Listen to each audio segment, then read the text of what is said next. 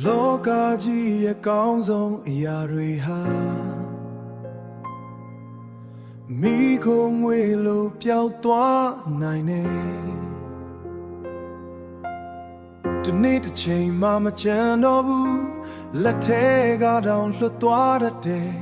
ရွှေငွေကြောက်စိမ်ပတ်တများတွေတန်ဖိုးကြီးတယ်လို့လူတွေပြောကြတယ်ဒါပေမဲ့အဲ့ဒီတန်ဖိုးတွေက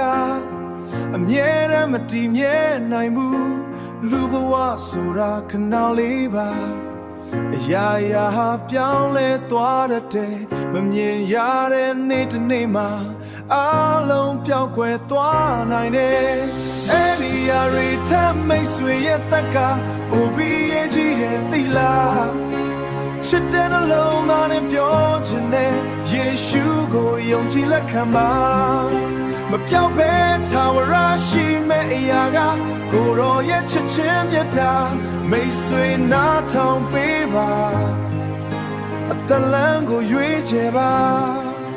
ငါတို့ရှာနေတဲ့ပျော်ရွှင်မှုတွေအချိန်နဲ့အများပြောင်းကွယ်တတ်တယ်အောင်မြင်မှုတွေဂုဏ်သိက္ခာတွေနောက်ဆုံးတော့ချမ်းသာရမယ်ချမ်းသာရမယ်လက်ထဲကအရာတွေမရှိတော့လေဘဝကဆက်သွားရတယ်ဒါပေမဲ့မိတ်ဆွေရဲ့ဝိညာဉ်ဘယ်မှာနေမလဲစဉ်းစားဘူးလားမမြင်နိုင်တဲ့နေရာတစ်ခုမှာအမှန်တရားတစ်ခုရှိနေတယ်ယေရှုရဲ့လမ်းကသာ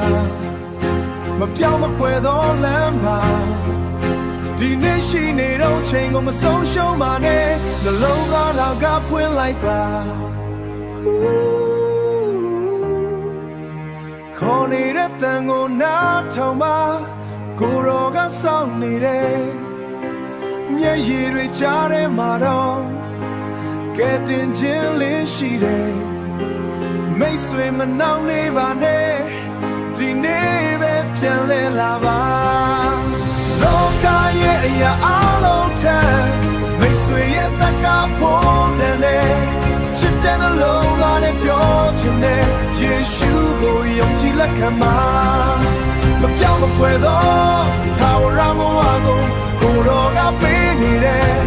မိတ်ဆွေဒီနေ့ရွေးချယ်ပါအမှန်တရားရဲ့လမ်းကိုလိုက်ပါ